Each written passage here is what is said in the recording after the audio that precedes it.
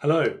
You may know Fred Perry, the tennis player, a man who won 8 Grand Slams, including 3 consecutive Wimbledon titles. Or you may know Fred Perry from the clothing brand which bears his name and their iconic polo shirts, which have been worn by celebrities, indie bands, far-right hooligans, skinheads, punks, you name it. You see Fred Perry shirts everywhere. But I wanted to talk about Fred Perry, the table tennis player.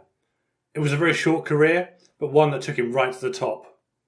I'm going to be quoting a lot from his autobiography, which I have here. He actually only dedicates one chapter to table tennis in his autobiography, so it's just a footnote in his very illustrious career. But as a table tennis fan, I thought it might be interesting to go over. So Fred Perry was born in 1909 in Stockport, which is just outside Manchester. His father was a cotton spinner originally, so from a working class background. But Samuel Perry, his father, got involved in local politics and eventually, down the line, would become a Labour MP. So as part of this political career, the Perry family moved around quite a bit and they moved to places like Bolton, Cheshire, but eventually they settled in Brentham Garden Village, which is in Ealing, West London. And this was around the time Fred Perry was 11.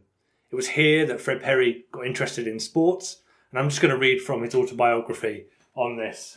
Living at Brentham was paradise after the bleak streets of the north, because everybody in the garden village had the use of the Brentham Institute and its cricket field, football pitch, tennis courts, bowling green, and an important thing for me, table tennis facilities. So he got interested in table tennis after the move to Ealing, and he was a bit of a natural at all sports. He did play cricket and football as well, but table tennis is what he enjoyed the most.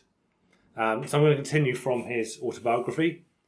I hated homework and used to drive everybody in the house crazy because in the evenings I would push the kitchen table up against the wall, put up a net, and for hours on end hit the ball over the net and back off the wall. It was marvellous practice. Fred Perry didn't actually start playing tennis properly until he was around the age of 15. And it was his table tennis that actually shaped the way he played tennis later on. So, quoting from his autobiography, he writes, "Being self-taught, I learned to play table tennis in my own peculiar way. From the very first day I picked up a bat, I held it with the old hatchet grip rather than the approved penholder style. Later on, when I took up lawn tennis, I just transferred the grip to my new sport and never changed it." So Fred Perry continued playing table tennis right throughout his teens and then picking up tennis when he was 15. His first success really came in the table tennis. So around the age of 18, he was selected to play for England in some home internationals against Scotland, Wales and Ireland.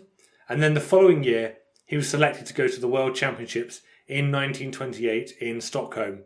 At the championships, Fred Perry would be runner-up in the men's doubles, and in the singles, he would reach the quarter-final. Not a bad effort at your first World Championships.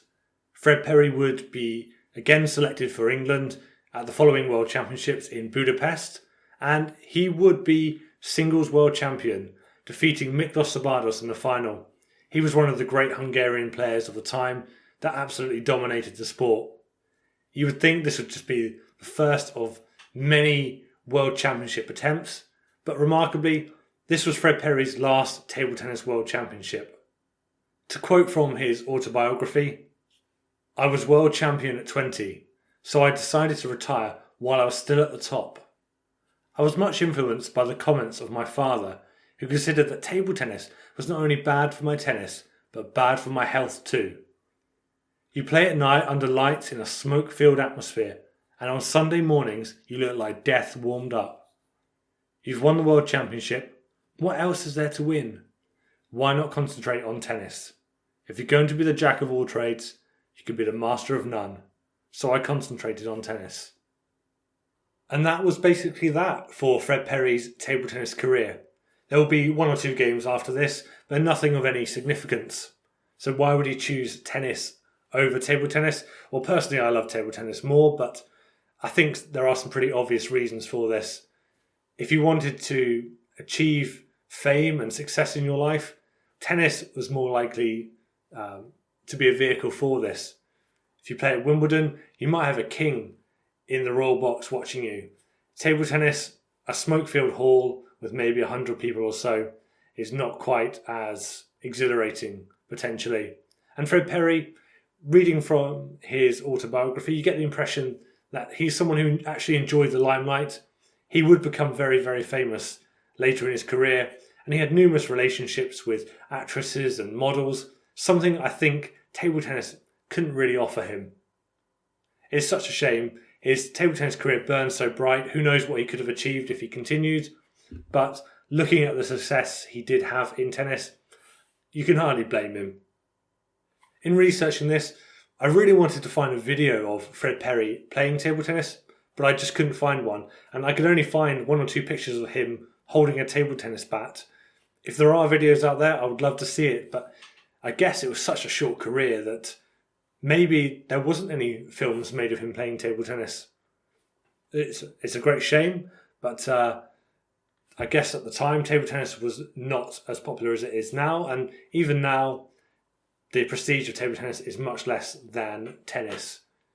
In researching this video, there was a great video by Dream 21 Table Tennis Museum, so I would refer you to that. He had some examples of the bats that Fred Perry might have used at the time, so definitely check that out.